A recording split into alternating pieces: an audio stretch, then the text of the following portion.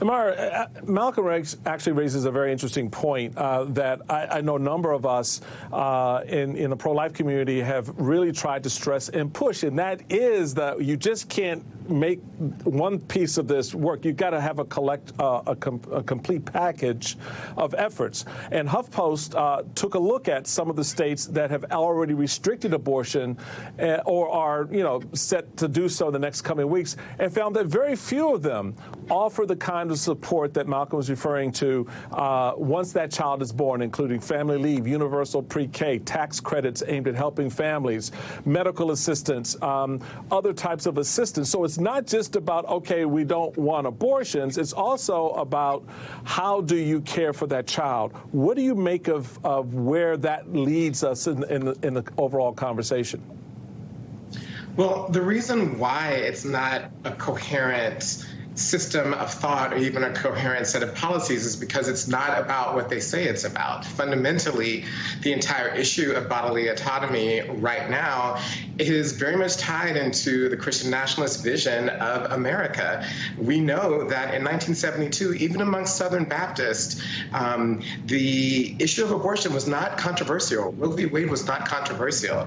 It became controversial in the wake of demographic changes in our country, other types of changes that people thought were abhorrent. And so the forces that were opposed to a desegregating America, that were opposed to an America in which women were asserting their rights and values, and to the growing power of LGBTQ people, all united behind this particular issue as the phalanx, as the tip of the spear in a Christian nationalist vision. So it's incoherent because it's not about what they say it's supposed to be about. Because if it were, we'd have a radically different America where the choice around birth wouldn't be so stark for people, and you would have all sorts of carve-outs for various types of circumstances that are just humane. But you don't, because this isn't about what they say it's about. It's about a political agenda that is radical at its core, and it's had success in a way that I think has stunned people and has ripped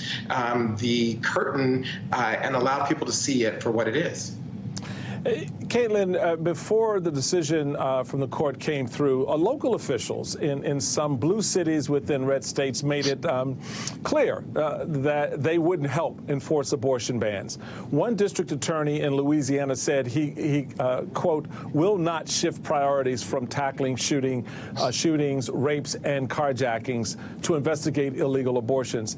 How do you think something like this is going to play out as this narrative continues to unfold across the country and communities after communities, and law enforcement and our judiciaries are going to be put into this little vice grip around this issue? I think it's interesting if you look around at the protests that are currently happening this weekend against the ruling, you see very clearly who is the force pushing back against those protests, and that's the police. I think it makes for a really interesting contrast, at least imagery-wise, as we go through all of this.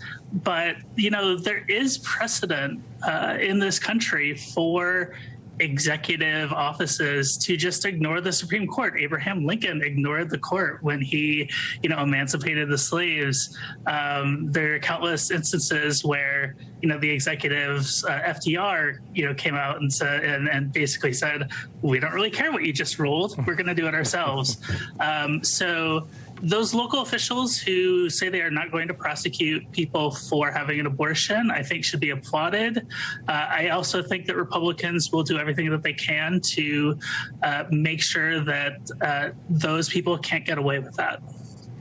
So, Malcolm, there's still, though, the outlying issues that were sort of hinted at by Justice Clarence Thomas when he suggested the court should reconsider rights like birth control and same-sex marriage in the future and in future decisions. Where do you think this goes next? Is that something we should be taking seriously and calculating, or at least putting into calculation as we look at dealing with the aftermath of Roe? we should certainly take it serious. There's clearly no floor too low for these folks to go. Clarence Thomas is a cretin who I take at his word. He wants to not stop here. And as one of my fellow panelists just said, this is about a radical right-wing Christian nationalist version of America that is at odds, actually, with our Constitution, at odds with decades-long jurisprudence, at odds with the nation that we should try to be. I just married my husband earlier this year.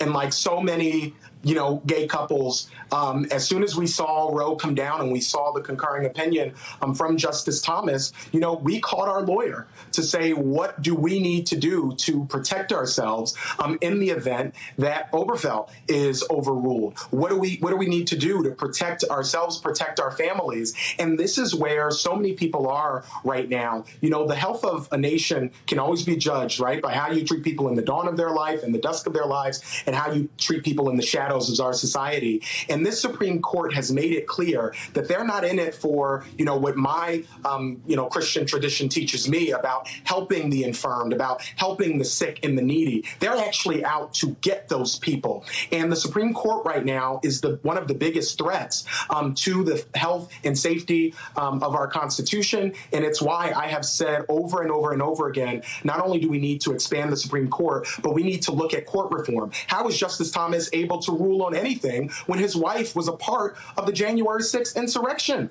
It's unfathomable to me. So, Mara, I want to get your reaction to a tweet sent out by Texas Senator John Cornyn of Texas earlier today. He responded to a tweet from Barack Obama, President Obama, that denounced the Roe versus Wade decision, writing, quote, "Now do Plessy versus Ferguson, Brown versus Board of Education." Then 6 hours later, he added, quote, "Thank goodness some SCOTUS precedents are overruled." What's your take of that? What do you think he meant? That we should now be overruling Brown versus Board of Education? It's when they say the quiet part out loud. Like I said, this is about finally ripping the curtain open so that we can actually see what is at work here. There is a radical vision at the heart of the anti-abortion, so-called pro-life movement. And that radical vision is about instituting a certain hierarchy in America that has very clear dividing lines, because that hierarchy makes certain people feel better and it maintains superiority. And we know that John Cornyn has been a part of that process throughout his political career. And we know that from what Justice Thomas said, that there is no right in America right now that is out of reach or out of bounds for them to overturn if they believe that if they have the votes and if it fits in with their radical vision for America. We cannot underestimate the seriousness of this moment. And John Cornyn just said the quiet part out loud. He is saying what is said often at Values Voter Summit and in the halls of the Family Research Council and in the Heritage Foundation when the cameras are turned off. Panel, stick around. We'll see you later in the hour. Still ahead, how the Supreme Court's decision on Roe will affect maternal health for incarcerated women. But first,